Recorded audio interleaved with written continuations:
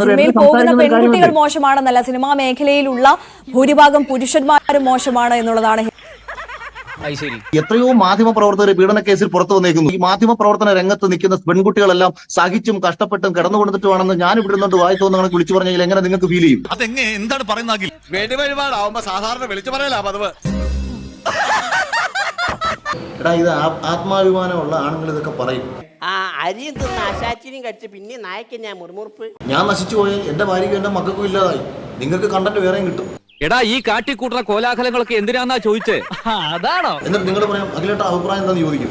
ഞാൻ അഭിപ്രായം വീണ്ടും പറയും. എന്നിട്ട് എന്റെ ഭാര്യയ്ക്ക് മക്കൾക്ക് നീ ചെലവ് തരുമോ? ഞാനത് ചോദിക്കരുതായിരുന്നു. എന്നാ അടിയിലൊരു പോസിറ്റീവ് കമന്റ് ഇടൂ. എഴുതത്തില്ല.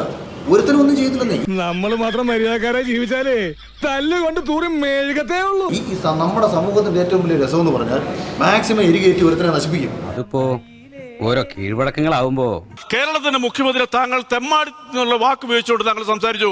ഞാൻ തെമ്മാടി എന്നത് മാറ്റി വേണമെങ്കിൽ പരനാറിയെന്നാക്കാം. ഞാൻ എന്തുകൊണ്ട് പൈസ ഇല്ലാതെ പോയി? ജനങ്ങളുടെ തെണ്ടേണ്ട കാര്യം എന്താ മുഖ്യമന്ത്രിക്ക്?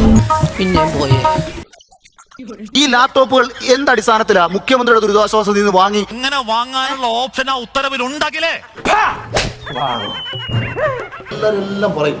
എന്നിട്ട് ഇവന്റെ നാശം നോക്കിയിട്ട് പറയും വല്ല കാര്യം ഉണ്ടായിരുന്നു. കൊണ്ട് നടന്നതും നീയേ ചാപ്പ, കൊണ്ട് കൊല്ലിച്ചതും നീയേ ചാപ്പ എന്നൊരു ചൊല്ലുണ്ട്.